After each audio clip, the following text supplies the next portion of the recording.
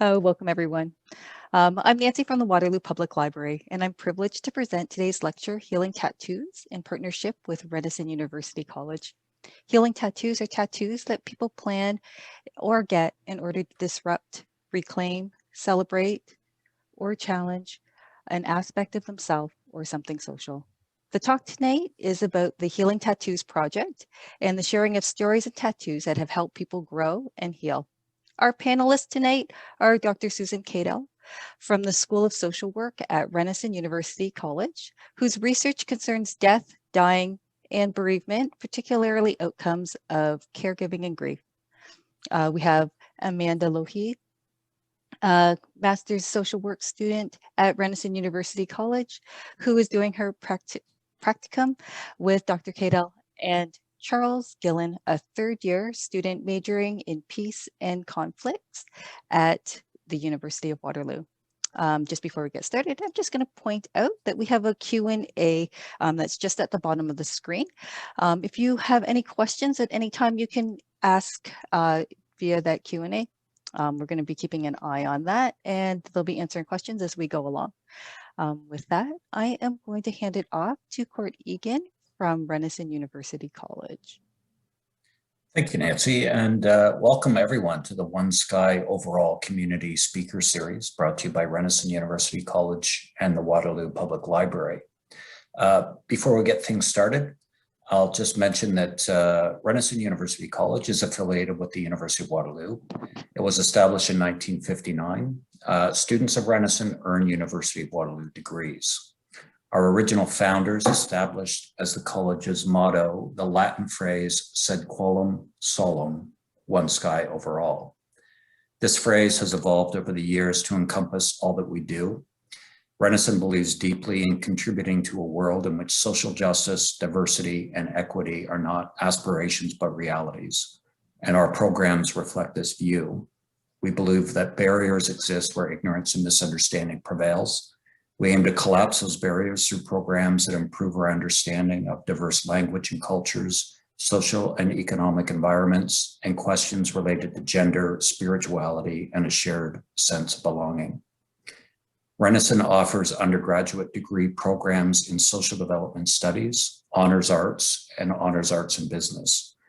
Our postgraduate programs include a Bachelor of Social Work and a Master of Social Work with a focus on health.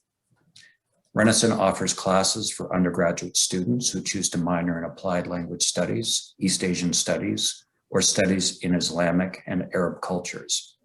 We also have courses that count towards a major or minor in Religious Studies. Renison has a wide selection of community and professional education programs so you can experience culture, engage in language learning, or explore spirituality through a dynamic selection of events, workshops, courses, and programs at your own pace. Thank you for your interest this evening, and I'll now pass it over to Dr. Susan Cadell to get the evening started.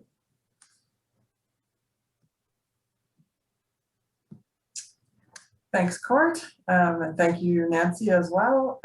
Good evening, everyone. My name is Susan Cadell, and I'm a professor of social work at Renison University College.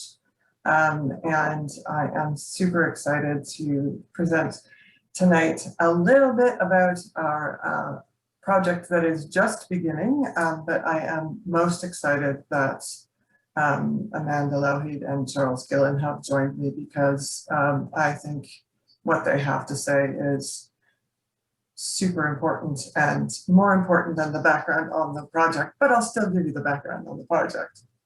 So if we can share my slides.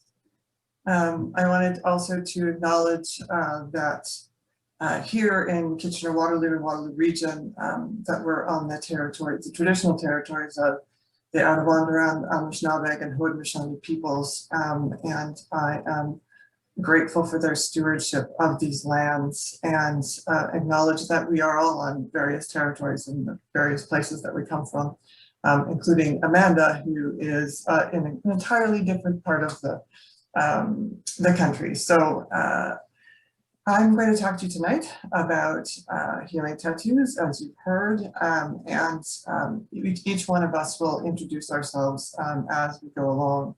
So we can go to the next slide. we have obtained funding from the Social Sciences and Humanities Research Council for this project. It's a 3-year project. It was it was awarded last year, and it will likely go into a 4th year just because of all the pandemic complications. But it's been a very interesting experience to try to redesign it to work virtually, but we're grateful for the support of what's known as SHIRK. And we can go to the next slide. So one of the kinds of healing tattoos are memorial tattoos. And I did a presentation for the Waterloo Public Library a few months back, a year back maybe, about our memorial tattoo project. So a number of years ago, we also had SHIRK funding for a memorial tattoo project, and the photograph that you see on your screen is from that project. It was the same tattoo was on the poster for this event. It was 2 social workers, myself and Melissa Reed Lambert, a sociologist from York University, and an anthropologist who is a medical anthropologist who's in the Faculty of Dentistry at McGill University, and a couple of other collaborators. And we studied memorial tattoos and photographed them. And we actually currently have an exhibit of our photographs that are being mounted here in Kitchener-Waterloo. There are a number installed on the historic site of Joseph Schneider House, and there are a number more going up in the community. So you'll be able to find more information about that at the website for Joseph Schneider House if you'd like to see more memorial tattoos. You can go to the next slide. As part of the memorial tattoo project, we started getting the sense that there was a lot going on, and the memorial tattoos were all a celebration of the lives of the people who had died. And they were a celebration of the connection to those people. But we also were starting to get the sense that there was more. This participant has a tattoo for his older brother. His older brother had died of cancer. The quote, the Band of Brothers, is a Shakespeare quote, and there's a whole family lore and lots of stories about that. And the image is of roses that are surrounded by thorns because it represents like the struggle and growth and adversity. So even in that, we're starting to hint at far more than just memorializing, but that we're also, it also started to hint at healing, which is where we started to get the idea. We can go to the next slide for another example of that. So this tattoo is also from the Memorial Tattoo Project. It's a tattoo that honors both a sister who died and 2 grandmothers who had died. Again, the way of healing was that with the tattoo, the wearer of the tattoo started to feel more confident in talking about her loss and in talking about her grief experience. So it really was becoming more and more apparent that the memorial aspects were really important, but that there was more going on, and that there was an aspect of growth, there was an aspect of learning that was happening. And so we can go to the next slide. We decided on this notion of healing tattoos. This photograph is a participant who actually told us that they have a number of non-memorial tattoos, but that were of a healing nature, and tattoos about mental health, tattoos about addictions, tattoos about suicide attempts. This particular tattoo is for a friend who died by suicide.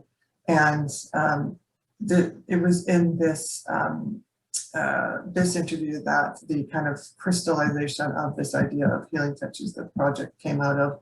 And in fact, when we applied to SHIRK, we used some quotes from this interview to justify undertaking this research.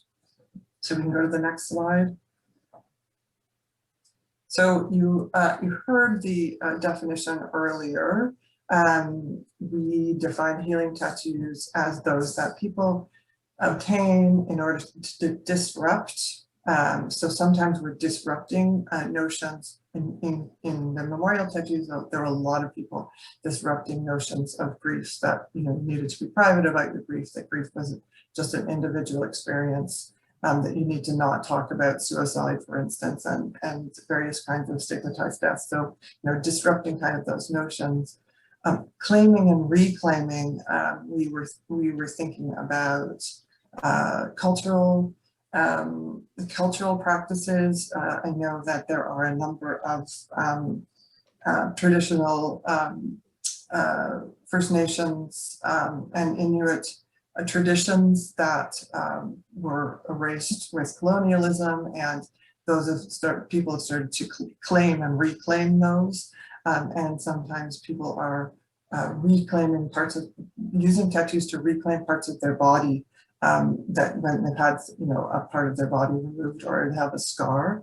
To celebrate is another, it's also something that people do with scars, and a number of survivors of breast cancer who have scars, tattoos on their scars, not to hide them, but to celebrate them.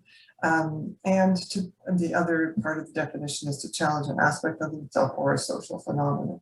So anything that is challenging that notion of needing to remain silent.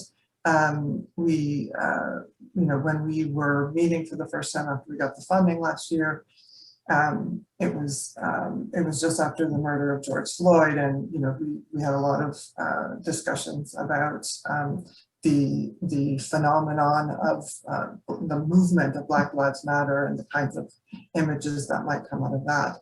So this notion of healing tattoos, this definition of healing tattoos, is very broad.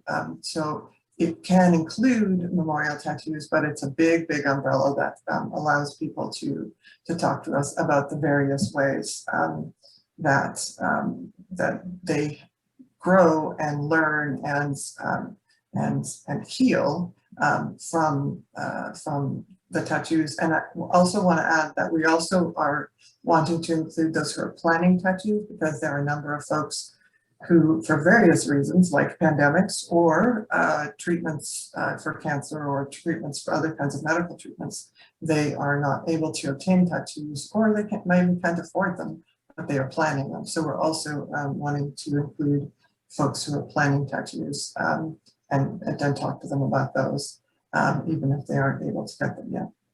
So we can go to the next slide.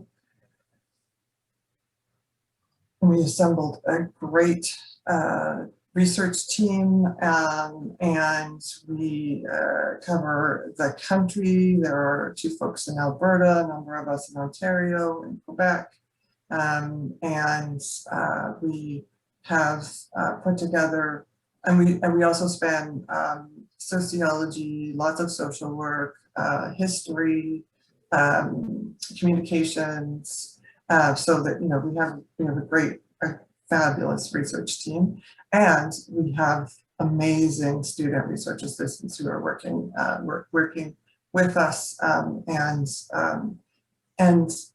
bringing new learning. And some of the things that have been happening in the project have come as a result of the learning that the research team has done from the research assistants. And I do think you will hear a little bit of that tonight with Amanda and Charles's presentation.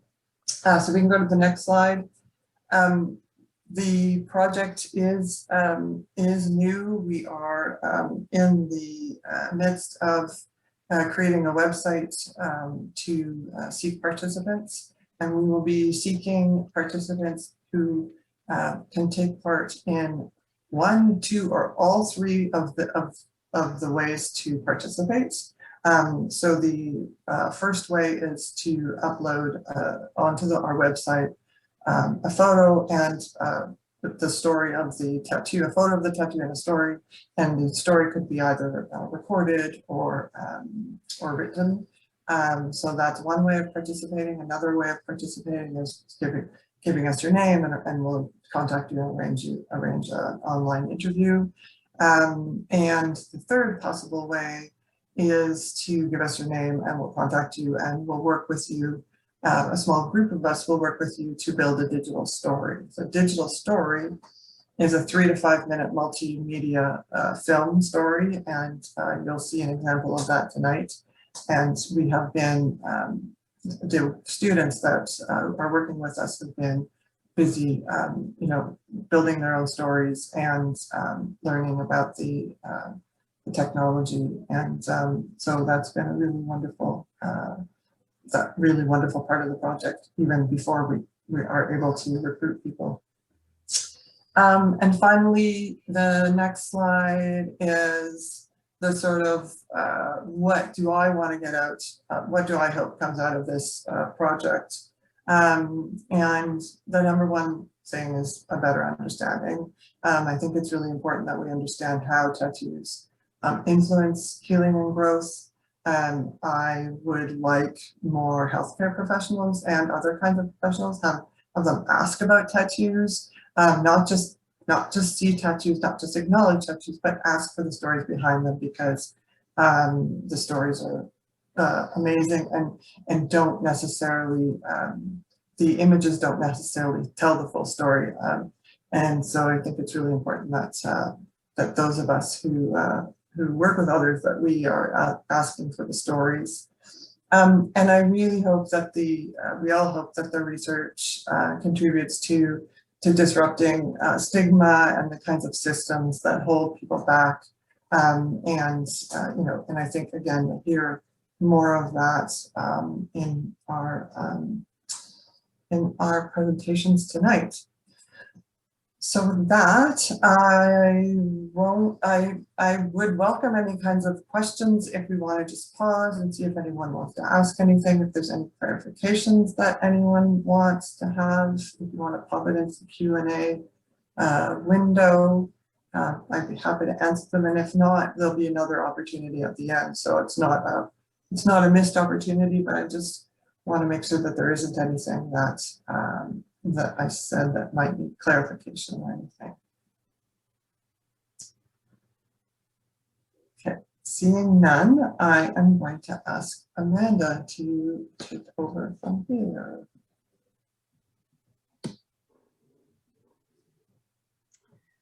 Okay, hello everyone. So I'm Amanda. I live and work in Victoria, BC, on the traditional territories of the Songhees, Algonquin, and Coast Salish people. I've lived here for the last 10 years, but I'm actually originally from Ontario. I grew up in the Sarnia, London area.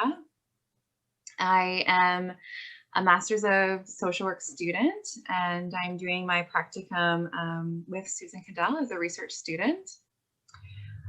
So, I came to work with Susan for a reason that might be pretty expected. I had, I had experiences with grief, and I really wanted to dive in more into grief literacy, the grief process, grief research, and learn of, other ways that people honor their loved ones or experience the grief process.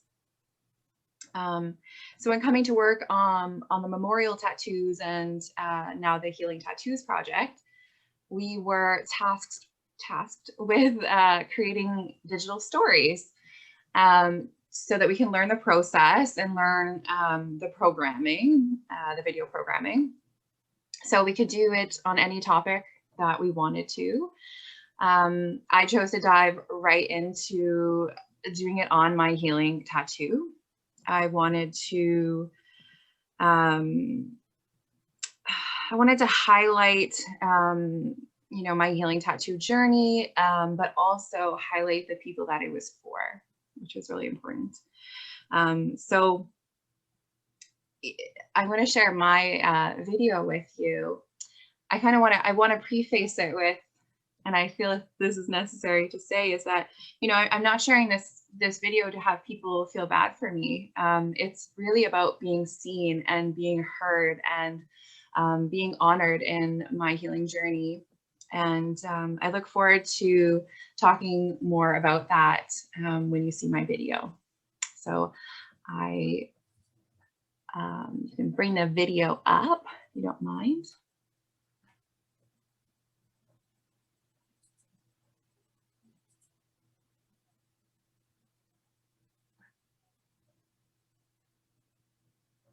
Oh, looks like the sound is not there.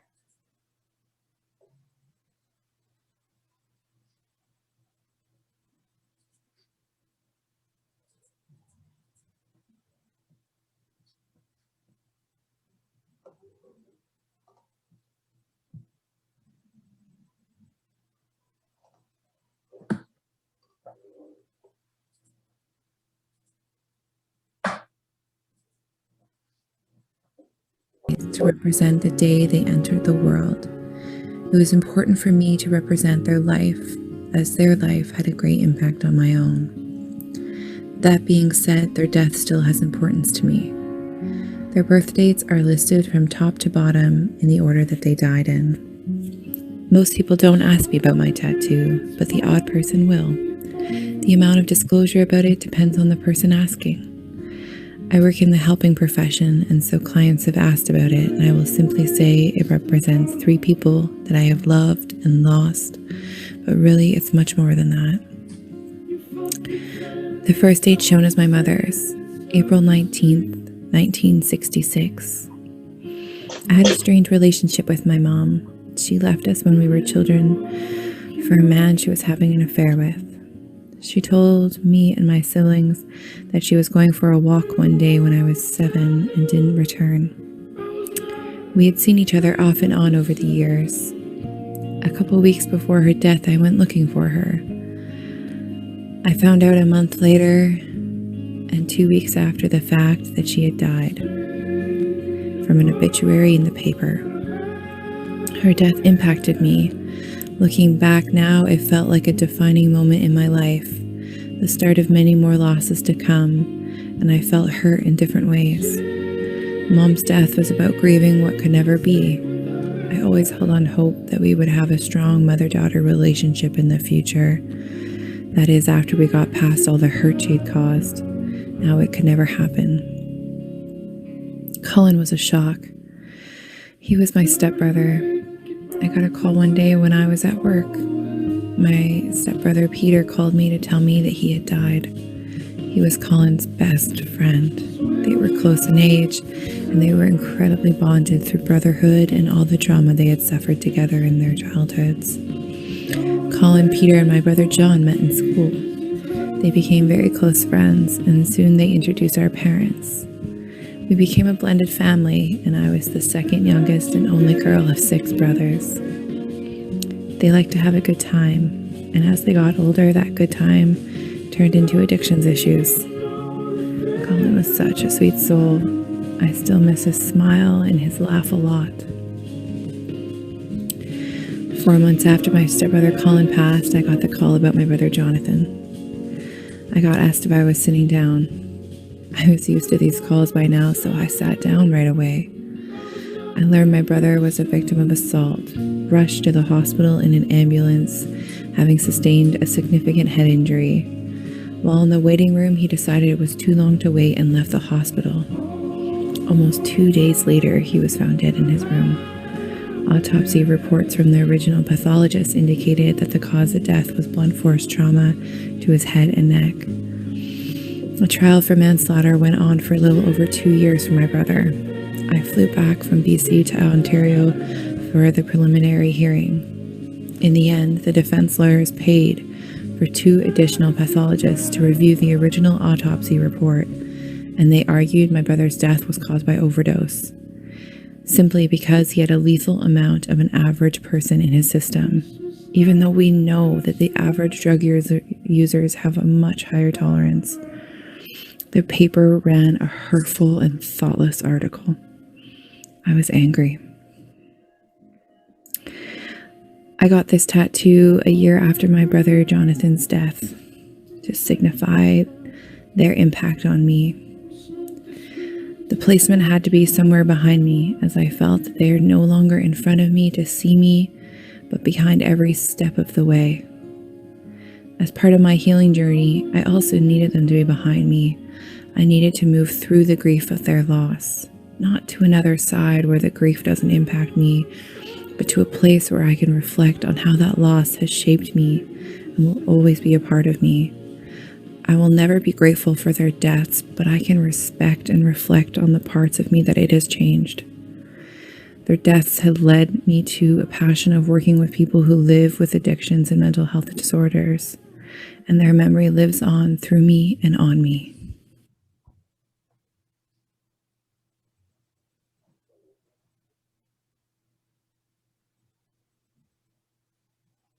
Awesome, wonderful.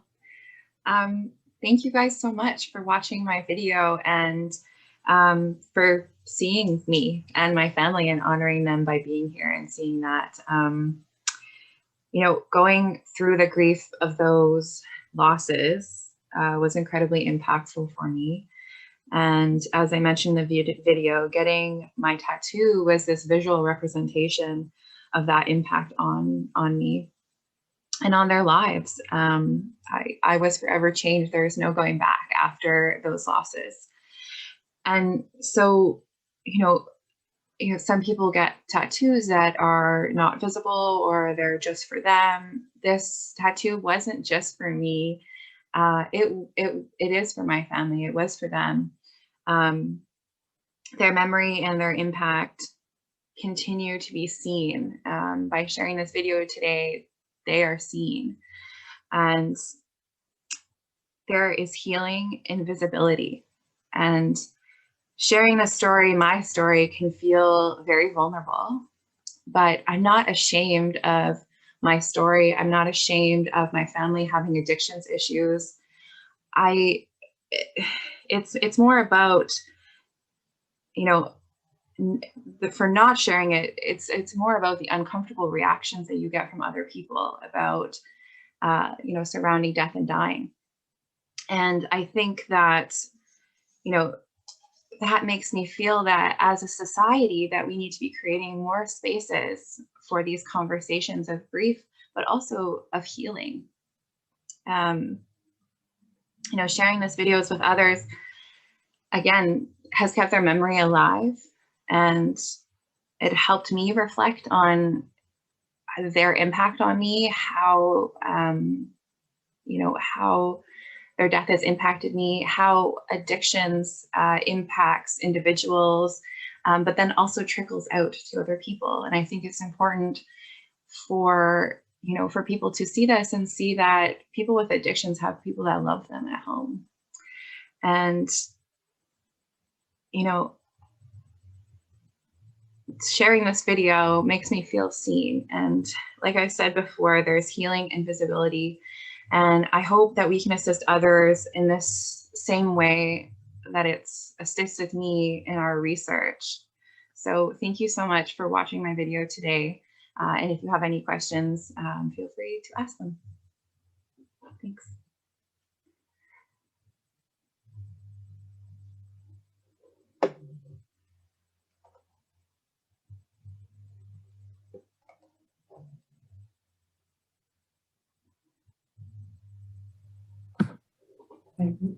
Maybe we can go. Thank you, Amanda. That was wonderful. I've seen it before, but it moves me every time. And I'm sure we can come to other questions afterwards. So Charles, you want to? Yeah, I just want to say thank you, Amanda. That was so beautiful and just wow. I've seen it before, but every time it gets me. Thank you for sharing that. So today I'm going to be talking to you guys about stigma surrounding tattoos, my personal journey, and as well as the perspective on healing from the other side of the tattoo gun, of the tattoo artist. So yes, can you please share my screen? Thank you. Can you please go to the next slide? Thanks. So stigma surrounding tattoos. I just want you guys to answer this and think about this in your head. What are some stigmas surrounding tattoos that you have heard about or received yourself?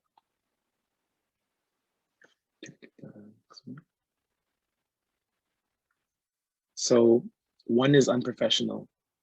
When employers don't hire someone because of their body art, they're practicing a form of discrimination. There are negative stereotypes surrounding any form of body art. Tattoos are sometimes seen as rebellious and irresponsible. Not clean / dirty. Painful, undesirable. This is another one I want you guys just to answer in your head. Now think about stigma surrounding tattoos for people of color. Next one, please.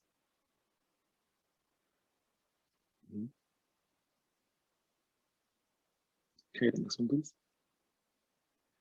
So I'll start by giving one of my own examples. One personal stigma I face with tattoos is everyone assumes because I'm a large Black male that my tattoos have some sort of gang relation or that they should be afraid of me when they see me. When people, we all do this, when people meet new people, they have a tendency to judge and just look them up and down. It's a natural tendency we all have. But through talking of tattoos like this, we're able to change that stigma and change those stereotypes.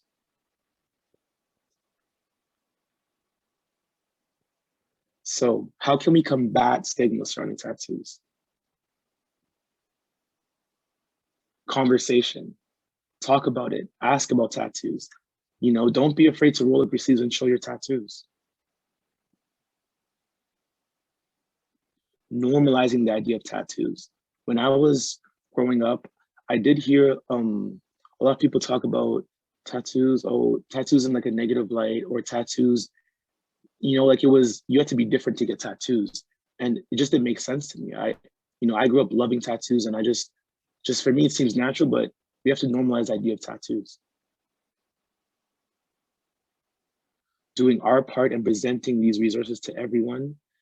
We're starting by doing this, but we have to keep doing our part and keep presenting this because we're really touching on some really, really powerful and meaningful project, and we need to keep sharing this.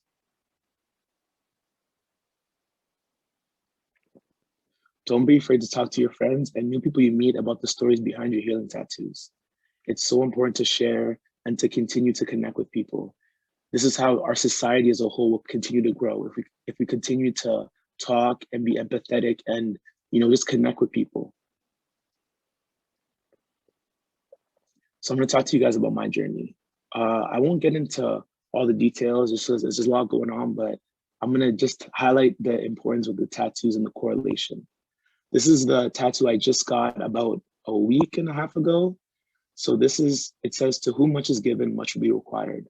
When I was growing up, I went through a lot, and just this tattoo reminds me that though I've went through a lot of tests and I went through a lot, that all the tools I need are right inside of me. Everything I need is right here within me, and I can fight these battles. Next one, please.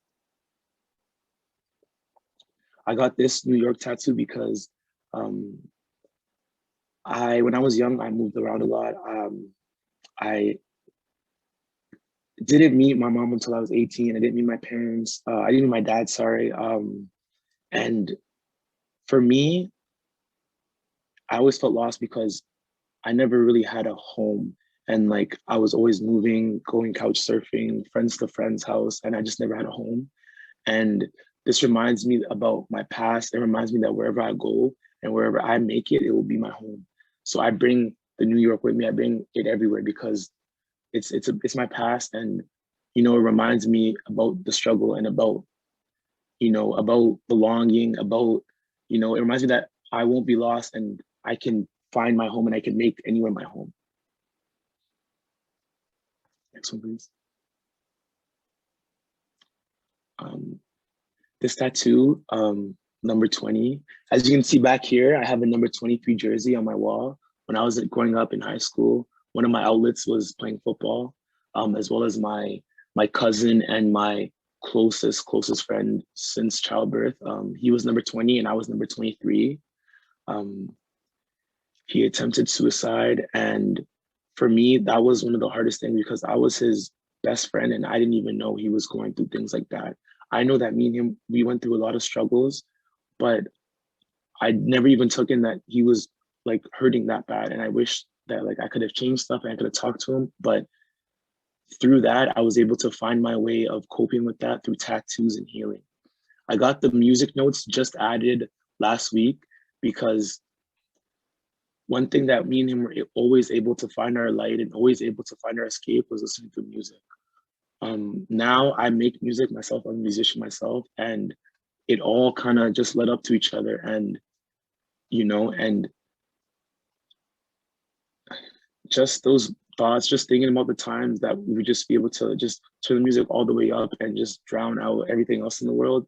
It just, those memories always stick with me. And that's why this tattoo by my ear is one of the most meaningful, because it reminds me just to block out, you know, everything negative and just, you know, remember all the good and remember the music and just to keep doing my thing. Can you go to the next slide, please? There's a picture of me and him. Next slide, please. I got the Black Lives Matter fist here because no matter my skin color, you know, I made the connection of everyone always assumes because I'm a large Black male that they should be afraid, always covered in tattoos, this and that. But really, like, if you honestly just asked me about my tattoos and you were able just to talk to me about them, you realize about my story, you realize that there's nothing to be afraid of and that you can talk to me. You know, in our day and age, there's so many stereotypes. And, you know, obviously, as you've seen with the George Floyd and everything, it's just like, it's beyond me of what everyone is so afraid of. And through my own way and through my own healing, I've been able to correlate society, healing, and my own personal growth and wrap it all together. Next slide, please. Last year, honestly, just at the start of this year, it had been one of the hardest times in my life. I know I didn't really get into too much detail, but just growing up, I had always been on my own and I had always had to care for myself and always just had to watch myself because I didn't have parents or really anyone to take care of me. At the start this year, I was sleeping in my car and I was really, really at the lowest of lows and my lowest point I could have ever been at. And even though I was in that position, I just reminded myself just to stay strong and just to keep fighting. And when I was able to get out of that position, the first thing I did, I just went straight to the tattoo shop and I got this tattoo, because the one thing that helped me through things like this is like, if I know I can get a little bit of a tattoo, get some healing done, it'll make me feel so much better. And I got this tattoo just to remind myself of the strength that I have to keep fighting every day and to keep fighting these battles. Next slide, please. So the tattoo shop I go to is Mom's Tattoo Shop here in Waterloo. And that's where I got all of those tattoos done. Lucille, she's terrific and has a great story of her own. And when I was getting tattooed, I've always wondered and asked her about her perspective, her side of tattooing. For me, and it felt really good because I was able to heal and it was like a therapy session to me. But I always wonder what it was like from her side of the tattoo gun. What's it like for you to be giving me these healing tattoos? Can you please play the video? Yeah. So, I think it's important to sort of healing, sort of what's important to you and sort of things that you can see every day, especially like the quotes and stuff. The quotes that I have, they're my most important ones because I can see them, I can read them, they mean a lot. And yeah, as a therapy as well, because most of my regulars, they say it's, yeah, sort of a therapy to get tattoos that mean something. I think it is important though, because I don't know. Yeah, it helps us through mental health and just helps us cope, right? Yeah, mental health and everything. And yeah. there's so many different things to get, and it's not, I think, yeah, definitely like the stigmatism of like, it's super scary. Like you're gonna get tattooed by someone big and scary, and obviously I'm not super intimidating. So exactly. Yeah, definitely means a lot. And I think this isn't the main reason why I started tattooing. Was sort of in the art of it. I wanted to do something pursuing art because it's super important to me. Again, art is everything. Art helps with a lot of stuff, and you know, I definitely do think it's yeah, super therapeutic to be able to make people happy, and to have people cry over stuff that I've done is like, oh, it's so nice. And not even just therapeutic for them, to help people even when I could be at my lowest, and to be able to help someone through something and be able to talk about it, because I don't know, I think a lot of people are sort of going through the same thing, especially in this time with COVID and everything. We're all sort of at any sort of lowest that some of us are and everything. It's nice to, even if we did go back and in and out of lockdown, it's still nice to see people like you and my other regulars and sort of see how they're doing. But yeah, for the most part, all in all, it does help, and it's nice to be able to put art on someone, make them happy. And the fact that it's the rest of your life, you're going to die with it, and it's definitely nice to have that sort of be around in the world and tattoo younger people. So even when I'm gone, my art's still going to be here and still help people. That's awesome. That was huge. Yeah. Yeah. And one last question: what would you say to someone thinking about getting a tattoo or a healing tattoo, just tattoos in general? What would you say to them? I think overall, tattoos they're not in and themselves, they're not going to be the thing to have you heal through and through, but they are helpful. I've seen a lot of people get tattoos on their wrists, especially wrist tattoos that face them. So when they're looking down, they can see it. And it definitely does help if you're going through something bad. You see the tattoo, it's on you. You like can't lose it. And if you read it, it does really help. And I think, yeah, especially quote tattoos, but everything else, it is nice to sort of have a story through your art and through your body art. But I think if you're thinking about getting a tattoo, as long as it means something to you, it doesn't always have to mean something to you, but if it's a healing tattoo, I do think they help, and I feel like they would help other people as well. Awesome. Thank you so much. Thank you. Thank you. One point Susan mentioned to me yesterday was mom's tattoo, the name. And there was a connection that I hadn't even mentioned to her, but growing up, like I'd mentioned, I didn't grow up with my parents, and I just didn't have that. And for me to find healing at mom's tattoo shop, where it's like a healing and it's like therapeutic, it all comes together and it all just makes sense to me. And for me, for healing, I have to do it in my own way. I can't really see a therapist. It's just, everyone has their own way of healing. And for me, that's my way of healing. And without her and without mom's tattoo shop and without healing tattoos and without this, I don't know where I'd be. So I just want to say thank you for listening to my story. Thank you for having me.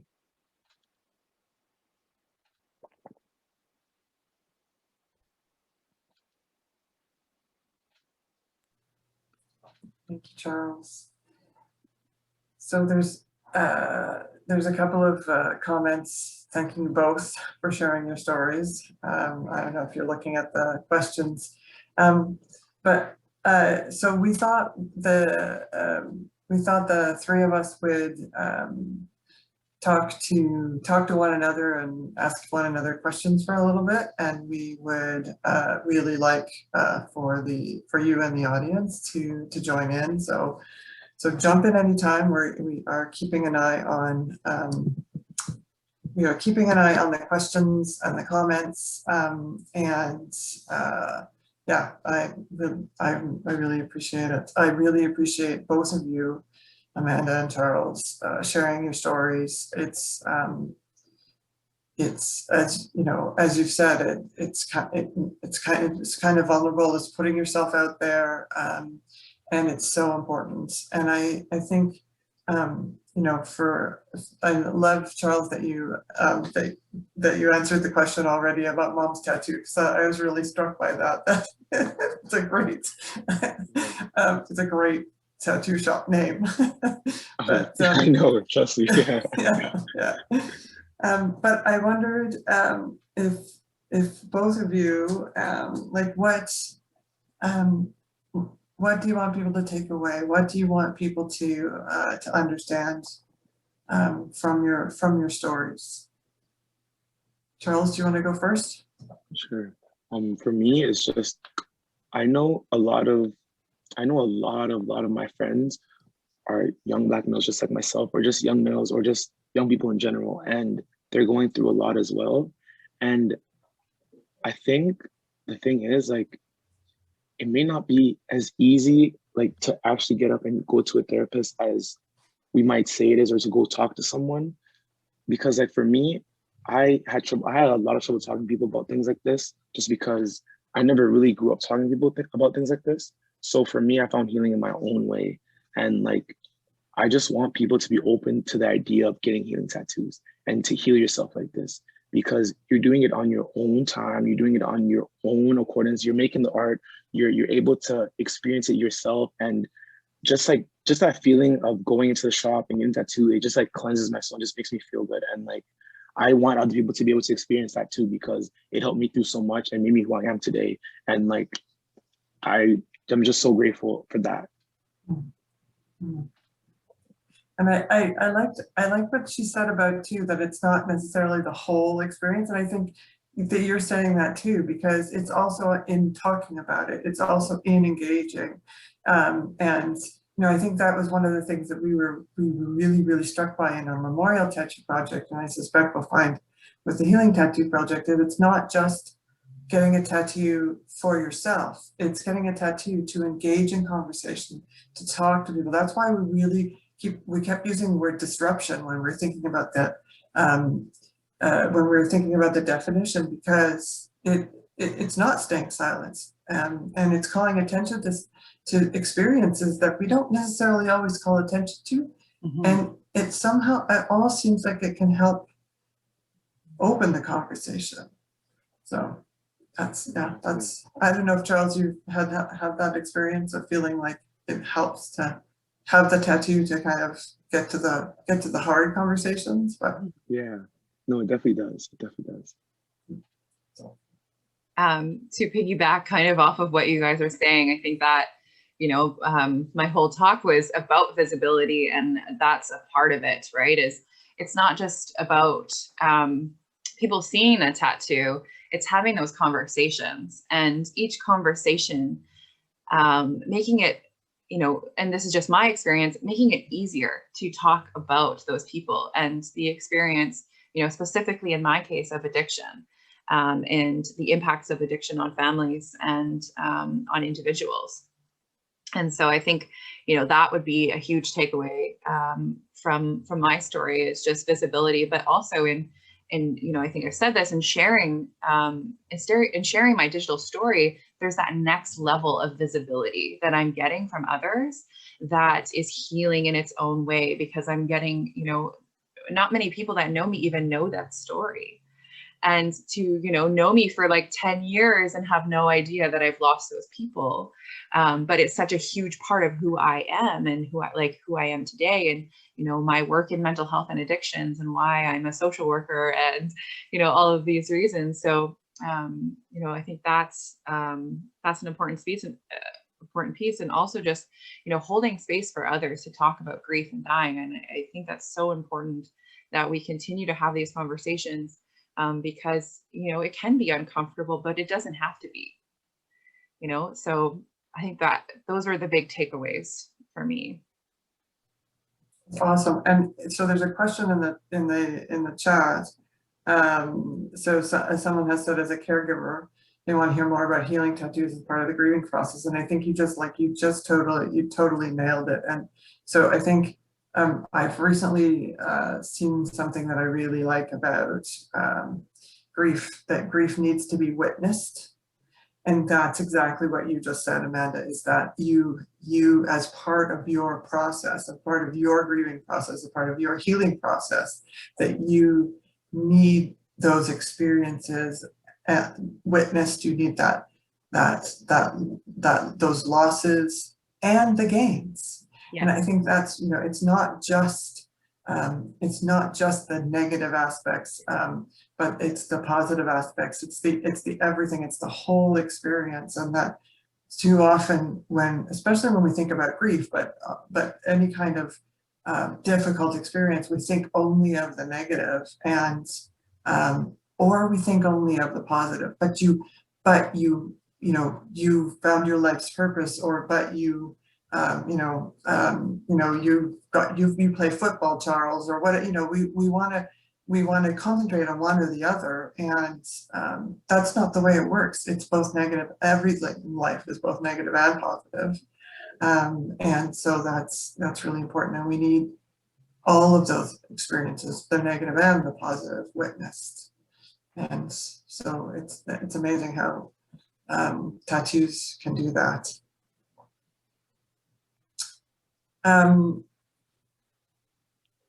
There's an earlier comment about Charles. I don't know if you've seen it, and in relation to your question about experiences, that the tattoos are often seen as sketchy or criminal, and with women, it's usually sexual. That's very well said.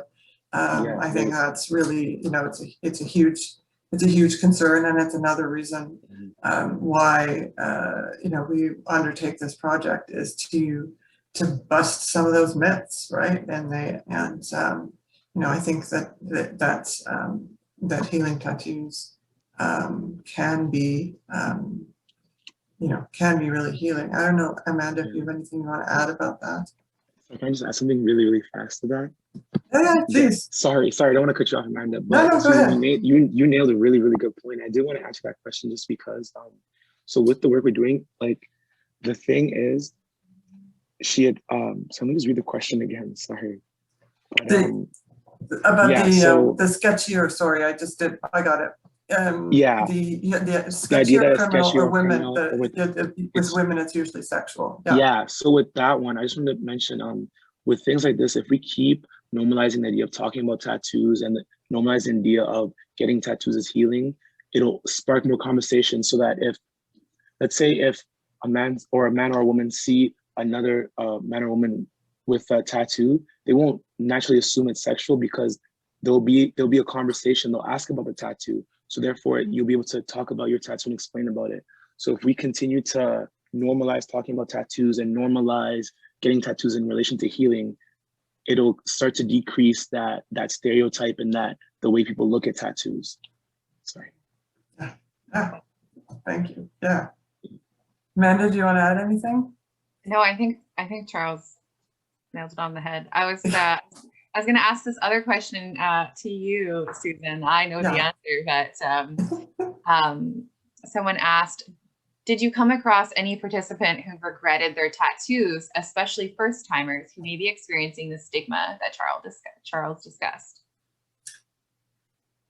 I can only answer that for the Memorial Tattoo Project, and because we asked everybody in the Memorial Tattoo Project if they regretted their memorial tattoos, and not a single person regretted the memorial tattoos. Some of them had tattoos that they did regret that weren't memorial tattoos, but memorial tattoos were hugely thoughtful. People put a great deal of thought into them, took time, chose very carefully who to go to, chose very carefully what design to get. They were rarely spontaneous tattoos, and often took months, if not years, to organize. And absolutely no one regretted their memorial tattoos.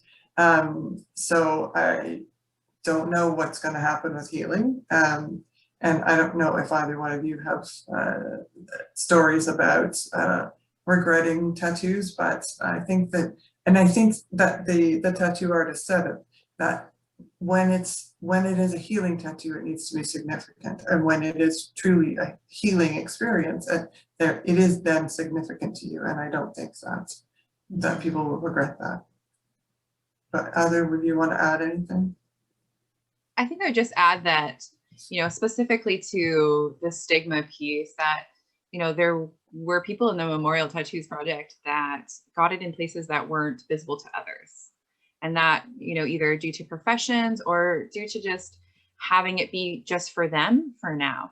And that was said, like, for now, talk about maybe adding dates later, but not having it be a blatant memorial tattoo.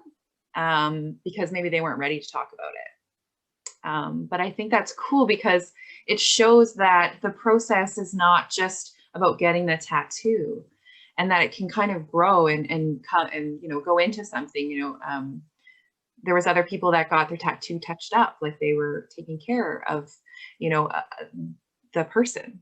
You know, it was another form of taking care of that memory and taking care of that person on their own body. One of the people who got a memorial tattoo for one of her children who died talks about, you know, rubbing lotion on the tattoo as a way of caring for her child because she can't care for her child anymore. So she cares for that tattoo. It's truly beautiful. That's so beautiful. Yeah, but it is really an engagement with the tattoo artist. Like, it really is about relationship with the tattoo artist, and they have a lot of influence. We had so many stories in the Memorial Tattoo Project, and I assume we will as well with the healing, about how artists influence things, helped to design or improved on designs or talked people out of you know, certain aspects that they totally, you know, they had no regret about. In fact, they recognized that a lot of the people who had that experience recognized that the artist was totally right and they had no regrets about changing their original intent. So yeah, it's pretty amazing. There's someone who said that in relation to something that she decided to get a healing tattoo on her wrist. Ooh, Kessalul, which means I love you in her indigenous languages, Mi'kmaq. Thank you very much for sharing that. I would love to see that tattoo. Yeah. That's one of those you definitely have to share and make sure you let all your friends know and people you just meet too and show them, because that's beautiful. Yes, absolutely gorgeous. I hope I said Kessalul well enough, but I did type in the website. Right now it just says, like, give us your information and we'll let you know when we're ready. But you know, I did type in the web address, and I can put it in again into the chat. But thank you for sharing that. Someone else is wondering if the words that come with the healing emerge more easily during and after the tattoo. I think this is a question for the two of you. I didn't start my introduction by saying that I have 0 tattoos. I'm just fascinated by them, but I actually haven't committed to one. And one of the other research team members always says, yet, when I say I have no tattoos, because she's insistent that I will end up with one. But do either of you or both of you want to answer about the healing that might emerge more easily during and after the tattoo? And if it's hard to articulate what healing is until you can express it with the tattoo, do either of you have thoughts about that? I haven't thought about that, because I also wanted to, like, say that because it almost hurts my heart to say healing, because I don't ever want to say that I've, like, recovered from this grief in a way that, like, you know, that I don't feel impacted by them anymore. But I think that, you know, prior to me getting the tattoo, I felt that by getting the tattoo that somehow I have, like, not closed a chapter, but I had done all that I could do for their memory in a way. And then after that tattoo, it did become easier to kind of articulate that healing process that had happened for me. It didn't just come suddenly to me. It's been a process. And I think, you know, as I said before, you know, in creating the digital story, it became part of my process again. And so I thought that was, you know, it's very special. Any thoughts on that, Charles? I think you nailed it. No, you nailed it. Yeah. Okay. Well, and I just want to say they're not healed tattoos, they're healing. And, like, you know, of course it's a little bit of a play on words, because they're also you know, they have to heal because they're actually like, you know, it's like going through the skin, right? So yeah, they aren't, it's not meant to say that you're necessarily through the process, but they're part of the healing process. So we're all working towards that process, all working towards healing, right? Yeah, we're always working towards healing. I don't think it's like learning. You never stop learning, hopefully, you know, and we shouldn't stop healing either. So, so there's a question about age groups, and with the memorial tattoos, I meant to say that when I had some of the images on the screen, the tattoos that I shared today were all relatively young people in their 20s. And, you know, Amanda and Charles are also relatively young, but we had, in our memorial tattoo project, we had a very wide age range. Our oldest participant in the memorial tattoo project was in his 70s when he got his first tattoo, in his 70s, and he was in his 80s when we interviewed him. He didn't regret his tattoos at all. And lots and lots of people in their 50s and 60s. We had almost as many people in their 50s and 60s as we did in their 20s in the memorial tattoo project. So, you know, I'm curious to see. I mean, that is one of the things we'll be asking with the healing project is the ages of people. You know, not necessarily to get specific, but it's one of the it's one of the assumptions that gets made about tattoos, that it's just young people, and that certainly hasn't been our experience.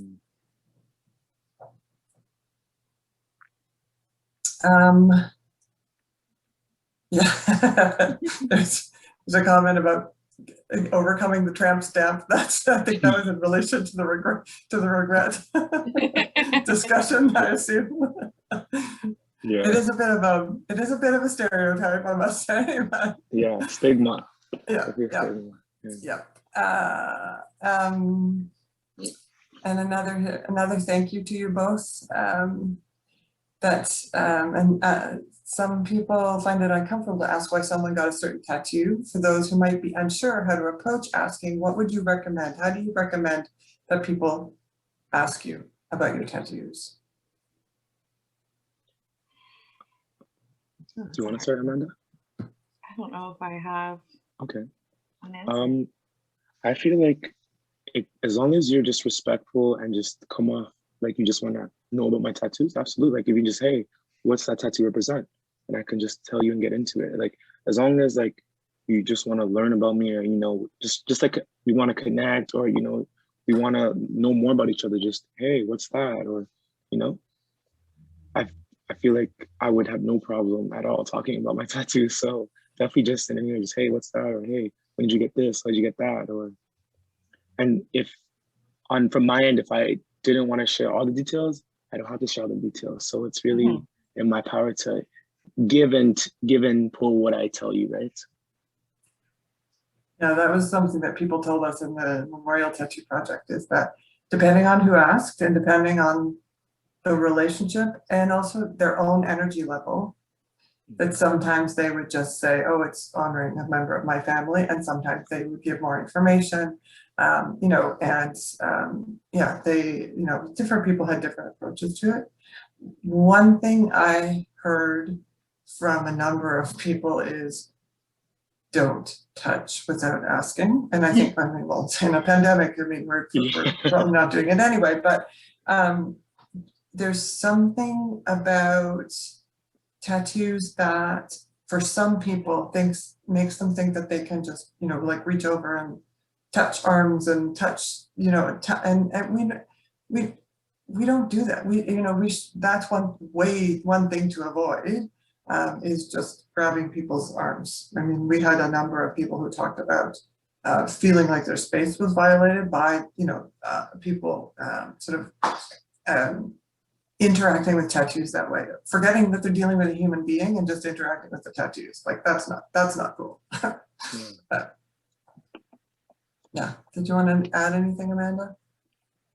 No, I think you covered it. I think Charles said it nicely when he said, you know, if you're coming from a place of caring and curiosity, say like, hey, like, oh, I really love your tattoo. Like, would you mind sharing with me the story behind it if there is one, you know? That's there, how to properly ask. There you go. That's what I meant to say. Yeah. We have someone who's shared that her brother got a portrait tattoo of their grandmother 15 years after the grandmother was killed in a car accident when they were teenagers, and that it really helped him to let go of some of the anger and hurt, because now he carries her with him literally always. That's something we heard over and over again with the memorial tattoos, that it brings the person to the wearer of the tattoo. And portraits are really difficult tattoos to pull off, for artists to pull off. And I think it's one of those, I think it's really important to choose your tattoo artist carefully, and that, you know, there's styles and there's people who have the ability. We interviewed some tattoo artists as well, and one of the tattoo artists was talking about different skin types, and so, you know, I think it's really important just to, if you're, especially for a first timer, if you're choosing a tattoo artist, that you need to be really thoughtful about it, and especially for portraits, because when it doesn't look like the person you want it to look like, people, you know, that's regretful. And we didn't have any, we didn't interview anyone like that, but you know, I've seen pictures of that, and it's unfortunate. I've seen some amazing portraits done, you know, pictures and folks in our memorial tattoo project, but yeah, portraits are hard. But yeah, I think any memorial tattoo is solidifying that relationship. And just to add on that, just to keep building on that connection. If you're, it's like the same thing as literally as a therapist for me. Like, if you're going to tattoo artists, like, and you trust them, you can keep going back to them and keep working with them and keep building connection, because they're tattooing, they're breaking into your skin, right? Like, talk to them. And like, I am so grateful for the connection I built with Lucille, because whenever I want a tattoo, I'm gonna go there, and like, that's who I trust, and like, I will always feel comfortable being honest about the tattoo. If the way she kind of sketches it, I want to add a little change, I can just be honest with her, because, you know, I built this connection with her, and it's gonna be on my body forever, right? So don't be afraid to talk, don't be afraid to build connections, because, you know, it actually is like a little bit of a personal thing, and like, to allow someone to tattoo you like that and like, you know, break your skin, and, you know, like, don't be afraid to ask, and don't be afraid to let them know about how you feel, or if you want to change anything. And like with a therapist, that, you know, there's you need to interview them, and you need to, like, I totally agree, you need to talk to them, and like, before you get the tattoo, and if it doesn't feel right, seek somebody else out for all those reasons. Yeah. So someone has brought up eating disorders and cutting, absolutely cutting and self-harming and those kinds of scars. Though that kind of scarification is definitely one of the ways that we were thinking about healing tattoos. So one of the Trish Van Catwick, the other Renison social work prof who's on the research team, has worked with young people who self-harm in the past. And so, you know, that was one of the ways that we were thinking about healing tattoos. And so, yeah, you know, as you said, there's a profound effect on reclaiming their body and the notion of beauty. And, you know, I think that's hugely important. And I really certainly hope we are going to get some folks participating in the research with that experience. Thanks for pointing that out. Just to add to that, in the realm of those tattoos, you know, there's also participants who, you know, hopefully in the future, that have gotten top surgery and want tattoos on where their breast used to be, as again a way of reclaiming their body, and that's also very healing. So. Yeah. One of our research team members, Rita Klein, did research on the ways that women with breast cancer use tattoos, because there's like medical approaches in terms of getting breast reconstruction and getting nipples tattooed on, but there's also the approach of not doing breast reconstruction and getting tattoos that that don't necessarily cover up the scars, but celebrate the scars and celebrate the flatness, or the, you know, the breast or breasts that aren't there. And so it's a really powerful idea. And we were really excited when Risa joined the team, and we're certainly hoping that we'll also have people with those kinds of experiences in the research. And absolutely, it's a way of reclaim. It's another way. That's another example of people reclaiming their body.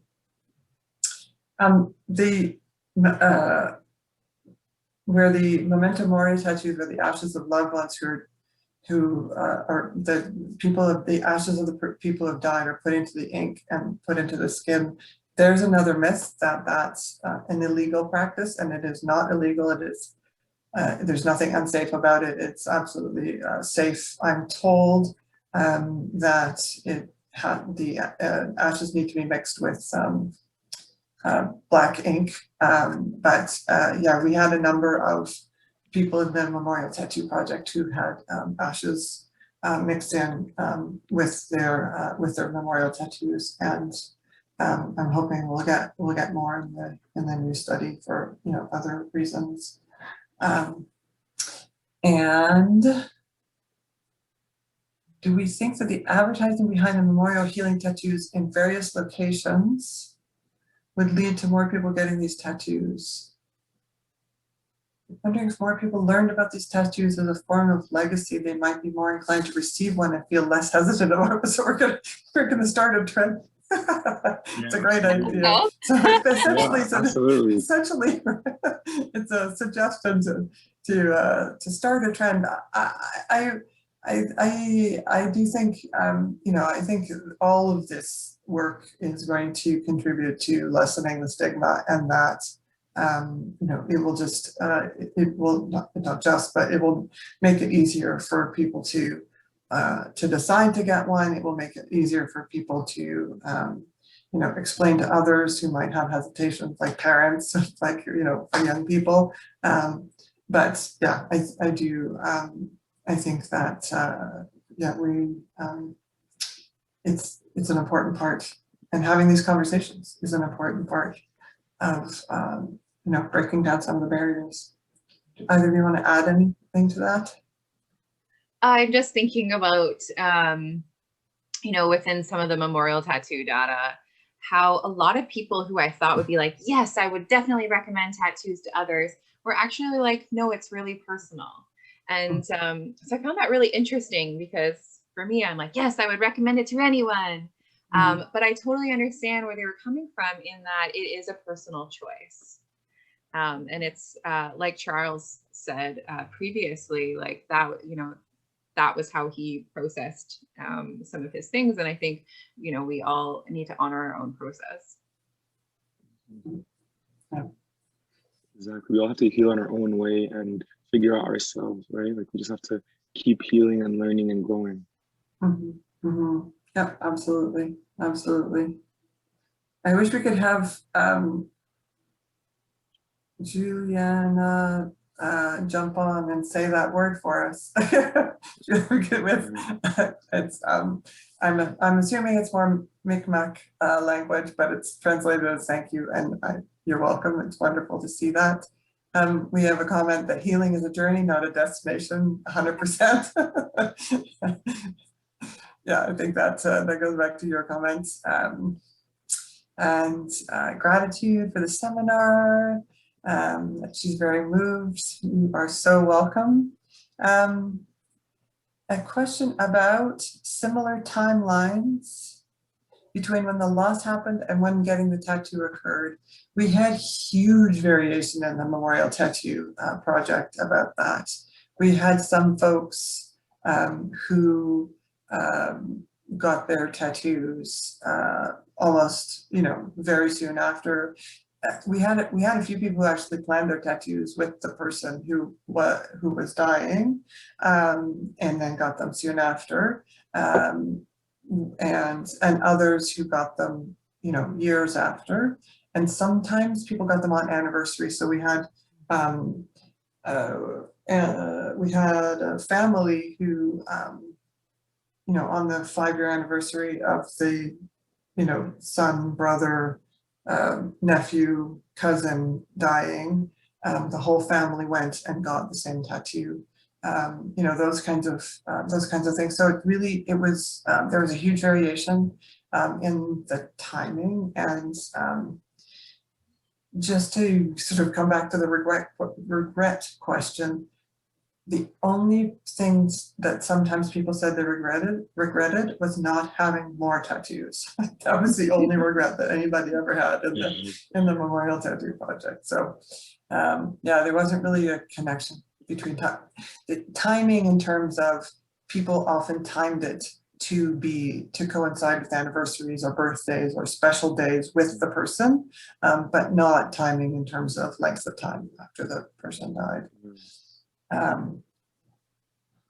Lucille had told me a story about a girl that she was tattooing, and her mother was had cancer and was in the hospital, and was close to passing away, and she was able to get the tattoo and actually go show her the tattoo before. So, and then she said that was one of her most touching stories, because she like broke down crying, and it was one of the most beautiful tattoos that she given. So yeah. It's one of the things that I would love to talk more about too, is the impact on the artists of hearing some of these stories, because they're tattoo artists. And I know, you know, as social workers, Amanda and I, like, we get training in how to deal with hearing some of these difficult stories, but you know, you don't necessarily, as a tattoo artist, you don't necessarily get that training. And when we were interviewing tattoo artists, you know, almost all of them had at least one story that just really got them. Yeah, it's important, and you know, it's important that they feel like they know how to respond, but it's also important that the tattoo artists know how to take care of themselves, and to deal with that, because it can be really hard. So there's a comment on addiction and addicts. Addicts are people who are loved by many. I think that was one of the things Amanda and I were talking about earlier today, is that we always need to remember that people with addictions are people. They're siblings, they're siblings, they're children, their parents, and you know, they're human beings. So this comment is about a cousin named Jordan, who was like a big brother, who died in 2015 at the age of 29 due to alcoholism complications. And this person got their favorite poker hand, its favorite poker hand tattooed on my arm. That's so awesome. It was the most painful tattoo. But yeah, no, thank you for sharing that. That's really wonderful. It reminds me, I was interviewed by a radio host who talked about having cards up his sleeve, because he had a card or a number of cards tattooed on his arm as well. So I love that it's a favorite poker hand, so that you know that, and that's an important one. I like that very much.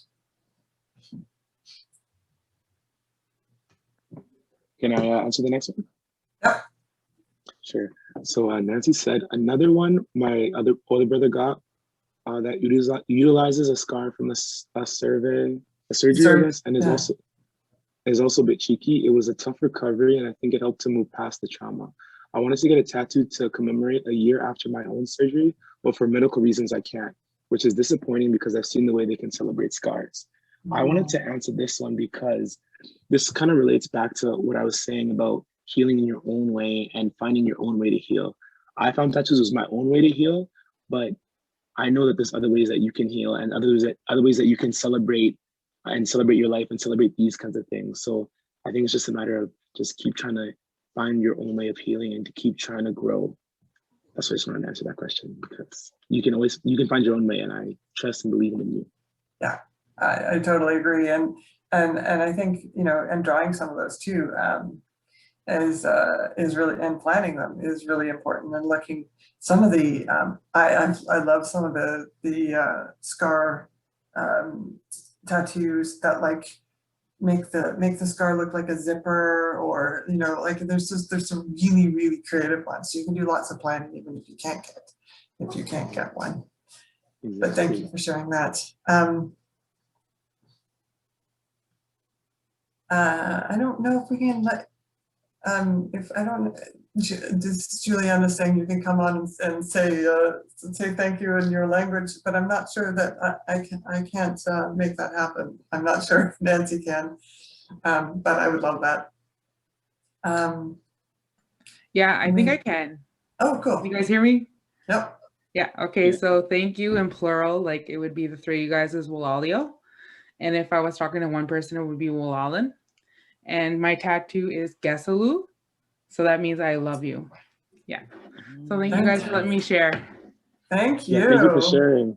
That was awesome. Yeah, that's wonderful. I love it.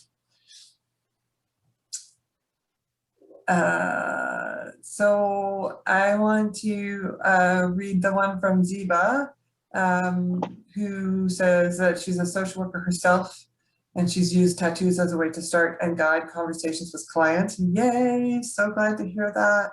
And she says it's helped to break the ice and work on beginning therapeutic and trusting relationships. That's so awesome.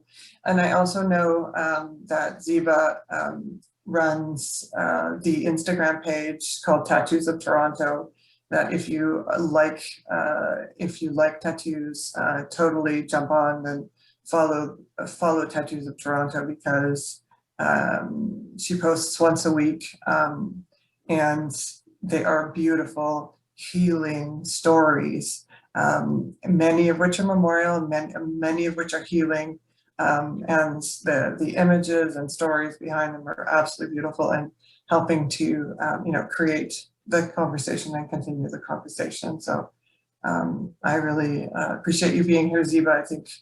I know it's Ziba's passion project, and it's a really awesome passion project. So I love following that Instagram page.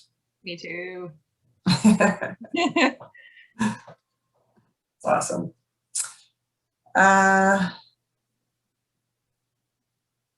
Tattooing? Amanda, do you want to jump on and read the question? Sure.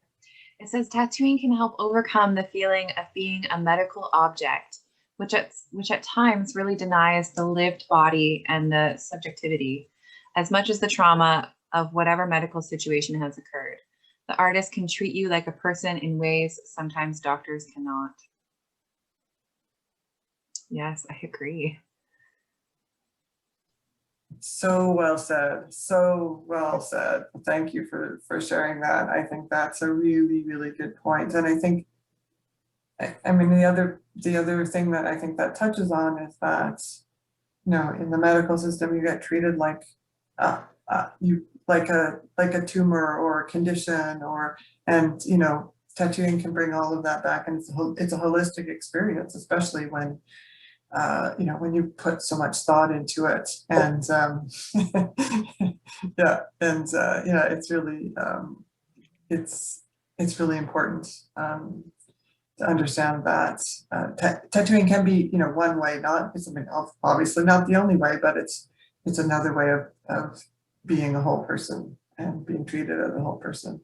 Because I think that's part of what you're talking about, Charles, in terms of your relationship at Mom's Tattoos is, you are a whole person with her, and that's awesome. Yeah.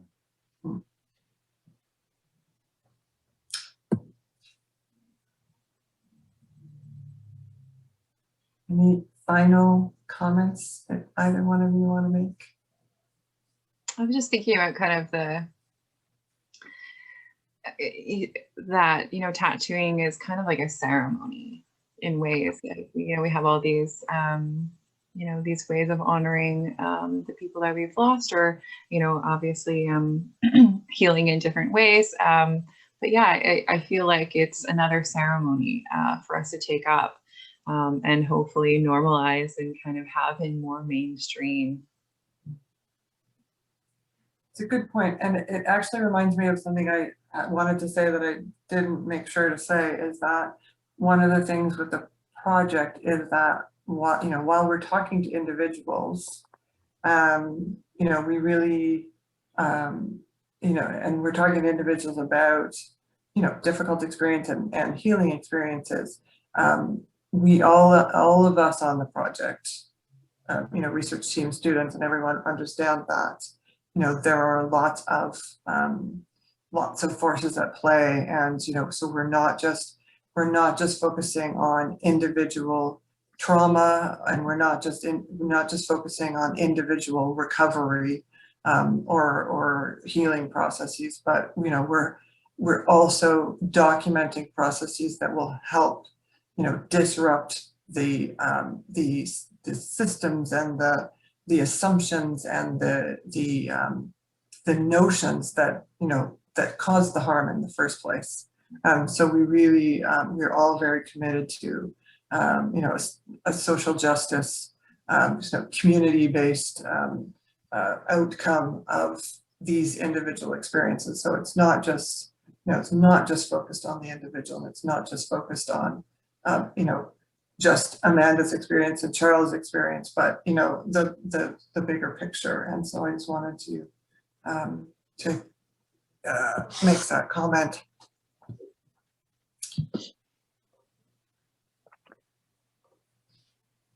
Yeah, ceremony is a really good word, Amanda. I think that's an important word that we should take away. And there's a comment that ceremony connects our current tattooing to the ancient traditions from around the globe, and back to the Middle Kingdom in Egypt. I always love thinking that when I get tattooed, that I'm part of a very old human art. That's a great point. That is a really great point.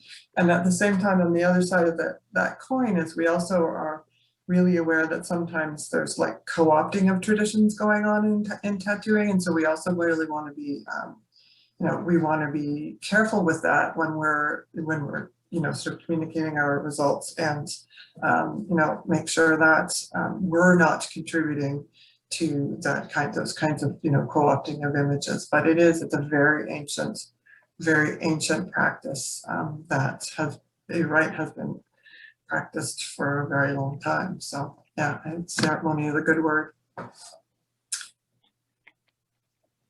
I want to add and end personally by thanking Charles and Amanda again for sharing your stories.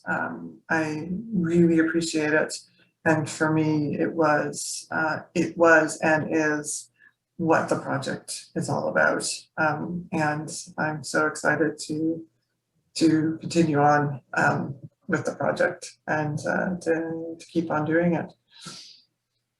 Thank you.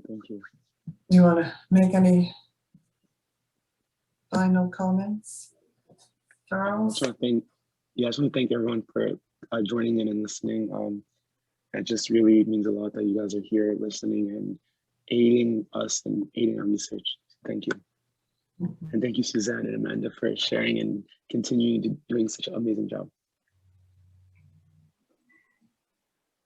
Again, I'm going to piggyback off of Charles here, and say, thank you to both of you who inspire me a lot in this work, and thank you to everyone for coming and for being interested in this, and again for seeing our story and sharing some of your own stories, which is so important, and it's really what this work is all about. So. Yeah. Thank you so much. And for teaching us a new word, which I've already unfortunately forgotten, but I so appreciated hearing it. So thank you for the very small Micmac lesson. That was really wonderful. I really appreciate it. Yeah. Thank you, everybody. Thank you for coming out tonight. Thank you, Charles and Amanda, for sharing your stories. They were they were so moving. And thank you, Susan, for sharing this information about the tattoo project, the Healing Tattoos project. I want to thank Renison University College for this partnership as well, and being able to bring this all to everybody, so we can all view and learn and enjoy. What I'm going to do is I'm just going to take it on out. Everybody, take care tonight, and thank you again. Bye, everyone. Have a good night.